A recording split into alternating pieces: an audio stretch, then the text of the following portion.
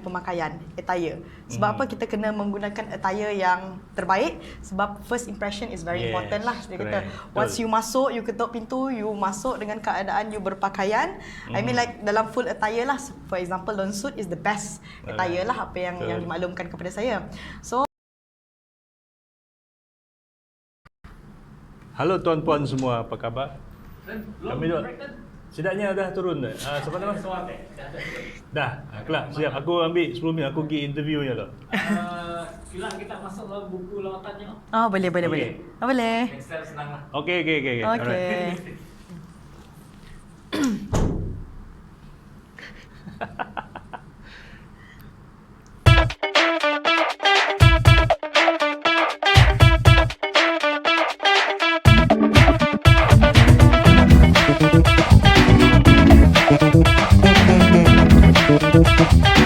Halo tuan-puan semua, apa khabar anda semua? Semoga anda semua sentiasa sehat dan fit selalu, sebab kami di sini juga sentiasa sehat dan fit selalu.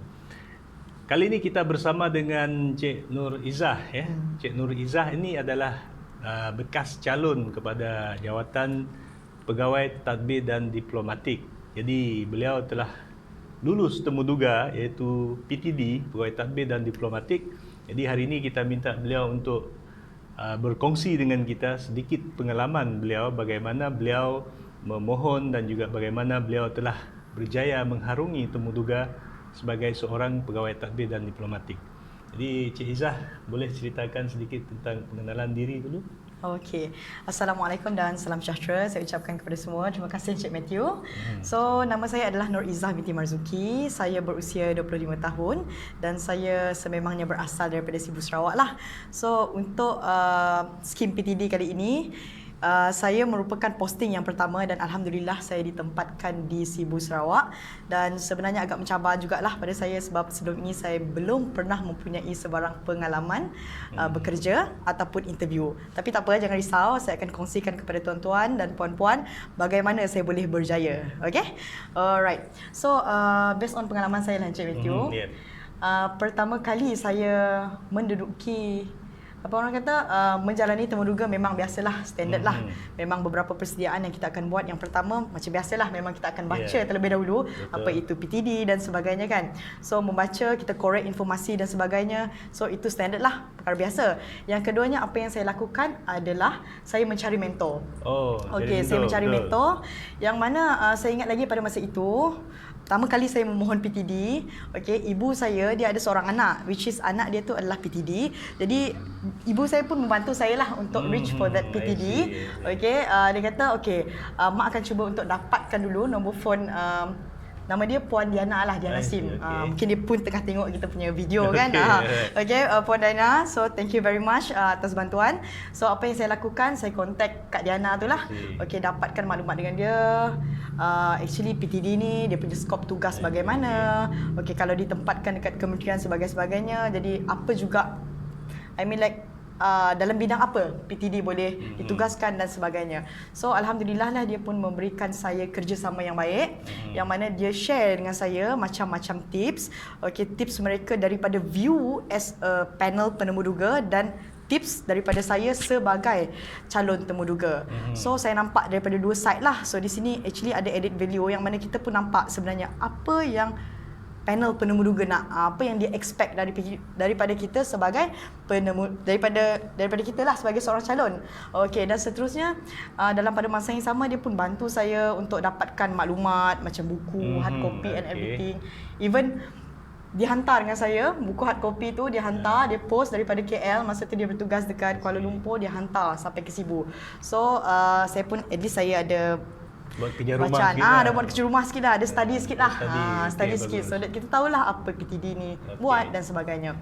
Cik Izzah, boleh ceritakan semasa temuduga tersebut, apakah pengalaman anda masa temuduga dan anda telah berjaya mengharungi temuduga tersebut, yang pada masa tersebut sudah pastinya panel temuduga itu adalah yang terbaik dan paling hebat masa tersebut, dan bagaimana caranya anda boleh berjaya mengharungi temuduga tersebut?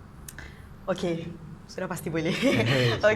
Jadi standard saya first time saya temuduga memang saya rasa macam nervous. Jadi bila saya rasa nervous, apa yang saya buat adalah beberapa perkara lah. Okey, yang pertama saya share. Okey, pakaian, attire. Sebab apa kita kena menggunakan attire yang terbaik? Sebab first impression is very important lah. Dia kata once you masuk, you ketuk pintu, you masuk dengan keadaan you berpakaian. I mean like dalam full attire lah. For example, long suit is the best attire lah, apa yang dimaklumkan kepada saya. So pemakaian itu yang pertama.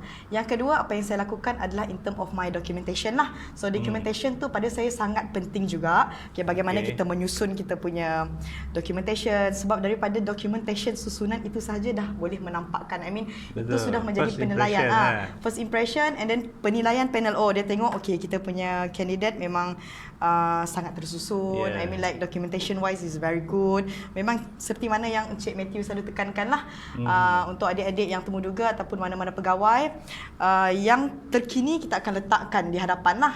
Sebab apa? Sebab biasanya kita punya jawatan tu based on kelayakan yang terkini ataupun either diploma ataupun degree lah. I mean bukan kita letak kita punya UPSR, PMR, SPM. Okay, mana yang terkini kita akan letak di hadapan sekali lah. Okey, yang seterusnya apa yang saya lakukan, saya bukan sahaja menyediakan satu folder. Saya menyediakan 2 folder pada masa itu. Oh, wow. Jadi itu ada wow factor situ. Ada wow factor. itu macam added value pun, lah. Dokumen pun kena ada wow factor. Okey, sambung. So, pada masa itu saya menyediakan 2 folder yang saya nampak lah macam saya lah sedikit terover masa itu. So, saya tengok kawan-kawan yang lain tu bawa satu folder saja. So, saya datang dengan 2 folder. Okey, folder pertama adalah meletakkan semua saya punya sijil-sijil kelayakan, apa aktiviti yang saya join, apa aktiviti sukan yang saya pernah join, saya pernah mewakili sekian. So itu documentation untuk saya punya kelayakan. Dan lagi satu adalah saya letakkan, sebab dulu masa saya belajar, masa saya taekwondo, masa saya sekolah dan masa zaman U, saya memang aktif sukan. So antara sukan yang saya aktif tu adalah taekwondo. Macam Cik Matthew lah kan.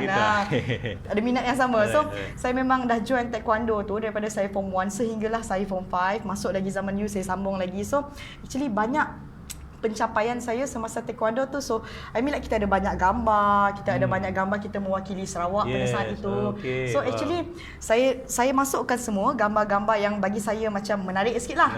Yang menarik, kadang-kadang kita buat aksi mungkin pecah papan ke, kita buat aksi sparring dan sebagainya. So saya rasa gambar-gambar tersebut actually bila kita bagi dua folder tersebut kan, actually folder yang kedua tu yang menampakkan kita punya aktiviti gambar tu sebenarnya lebih menarik perhatian panel.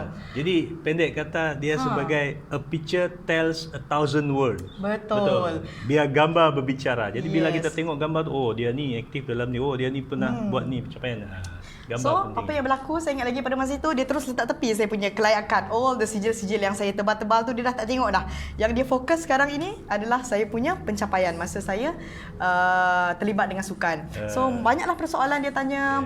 So, actually macam mana sukan ini boleh membantu saya untuk mungkin jadi dalam kerjaya dan sebagainya. Dan juga sukan tu boleh menyebabkan kita menjadi seorang yang aktif. Disiplin. Itu yang paling penting. Bagi saya lah pengalaman yang terbaik untuk saya, memang sukan ini actually banyak membantu saya untuk improve saya punya soft skill. So saya ingat lagi masa saya terlibat dengan sukan, terlibat dengan taekwondo lah. So bila sampai satu tahap sebelum menduduki ujian tali pinggang hitam, so saya diberi peluang untuk handle kelas. So bagi saya handle kelas tu bukan benda yang kecil lah, sebab kita kena berhadapan dengan pelbagai lapisan masyarakat, umur dan sebagainya. So along the way tu kita belajar sebenarnya. Kita belajar bagaimana untuk improve kita punya komunikasi, bagaimana cara kita deal dengan mungkin orang yang lebih tua. Tapi the best thing about sukan ni actually dia memang pada saya mendidik kita untuk berdisiplin lah. Membimbing kita menjadi seorang yang lebih disiplin dan juga aktif. Saya bagi contoh lah, macam taekwondo kan, kita banyak cerita pasal taekwondo lah sebab kita terlibat dulu banyak taekwondo. Ada sukan-sukan lain lah. So sebagai contoh taekwondo, walaupun kita ada perbezaan, sebagai contoh warna tali pinggang. Senior mungkin saya black belt dan saya berusia 17 tahun. Dan kemudian kita ada junior, mungkin macam ni. Mungkin saya pada saat itu blue belt. Blue belt. Saya berusia 17 tahun dan saya ada senior saya. Black belt yang berusia 13 tahun, which is lebih muda daripada saya. Tetapi dalam taekwondo, dia mendidik kita walaupun dia berusia lebih muda dan dia mempunyai level tali pinggang yang lebih tinggi, kita kena respect dia sebagai senior. So di sini sebenarnya banyak mengajar saya lah. So actually sukan is very good lah to improve what do you call that? Personality lah. Personality Nilai and kendiri. soft skill. So panjang pula cerita Kita pasal. teruskan. Sharing Okay. is okay, sharing. Itu yang pertama, saya sediakan 2 dokumentasi lah. So yang seterusnya saya prepare one short video. So apa yang saya buat pada masa itu, saya bawa tab. Okay, saya bawa tab. Saya edit siap-siap lah saya punya video. Actually dia more tu saya punya sukan lah, sebab saya belum pernah ada pengalaman bekerja masa itu. Memang really fresh graduate. Memang aktiviti saya sukan je. Jadi jurulatih sukan je taekwondo. Jadi apa yang saya buat? Saya buat short video yang menunjukkan saya punya sukan, yang mana biasalah kan, kalau biasa taekwondo kita ada banyak tournament, okey.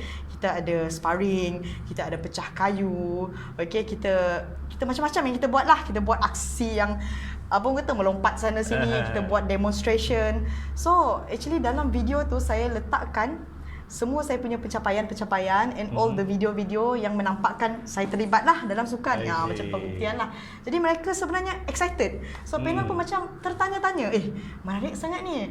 Wow, dengan usia yang sangat muda macam ni, awak dah pernah handle kelas, awak pernah handle kelas veteran. I mean like that is very good lah. And dia kata dia nampak lah ada sedikit kelainan daripada panel-panel yang lain lah. Sebab dia kata panel lain macam biasa lah kan, akan bawa satu folder, akan cerita dia punya apa kata latar belakang dan sebagainya. So setakat itu saja.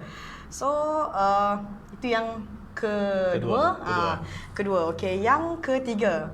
Yang ketiga apa yang saya dapat share adalah keyakinan juga sebenarnya. Kadang-kadang kita kena confidence. Confident Itu sangat penting. Walaupun mungkin kadang-kadang kita tak pasti, tapi why not kita try. Tapi jangan kelentong lah, jangan sampai tahap kelentong. So kalau kelentong panel tahu. Betul. So ada juga saya pernah dipertanyakan beberapa soalan. Okey, saya share lah.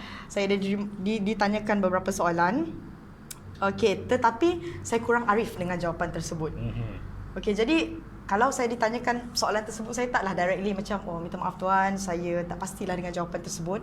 Jadi apa yang saya buat, ya memang kita admin lah, kita memang tak pasti dengan jawapan tersebut. Contohnya lah, saya minta maaf tuan, saya kurang arif dengan persoalan yang tuan ajukan. Tetapi tuan, saya boleh berjanji kepada tuan, okey, bila mana saya keluar saja daripada sini, okey, saya akan, saya akan try to dapatkan jawapan lah daripada persoalan tuan.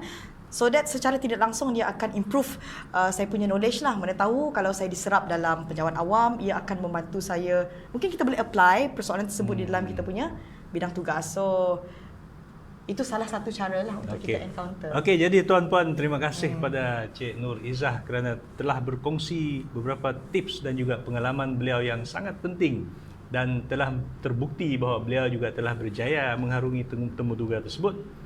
Hari ini sebenarnya saya baru saja habis temuduga di Sibu inilah kebetulan, dan kita berjumpa dengan beliau, ambil masa tak sampai 10 minit sebenarnya kita buat ni. Jadi itulah, jadi kita berharap semoga semua bakal-bakal calon temuduga buat persediaan, dan pastikan anda buat persediaan yang rapi sebelum anda hadiri temuduga. Kerana temuduga merupakan satu proses tapisan yang terakhir bagi diri anda. Jangan sia-siakan peluang. Kalau anda minat, anda pastikan anda berusaha. Bila minat anda sangat mendalam terhadap sesuatu career ataupun perjawatan, usaha tersebut akan datang secara otomatis. Ya, dia akan datang dan anda akan sentiasa berusaha untuk dapatkan bidang pekerjaan tersebut. So, terima kasih kepada semua. Semoga kita berjumpa lagi. Terima kasih kepada Cik Izzah, dan semoga kita jumpa lagi di sesi seterusnya. Okey, baik. Ada apa-apa nak cakap? Okey, mungkin pesanan terakhir lah untuk para pegawai yang mungkin pernah gagal temuduga. Jangan risau tuan-tuan dan puan-puan. Bagi saya manusia memang kesilapan dia, manusia kelemahan dia mungkin melakukan kesilapan. Tetapi kelebihan seorang manusia itu mereka boleh belajar daripada kesilapan yang mereka pernah lakukan. So all the best untuk adik-adik lah, dan manfaatkanlah segala tips yang telah disampaikan oleh Cik Matthew. Okey, terima kasih semua. Okay. Bye, jumpa lagi. Bye.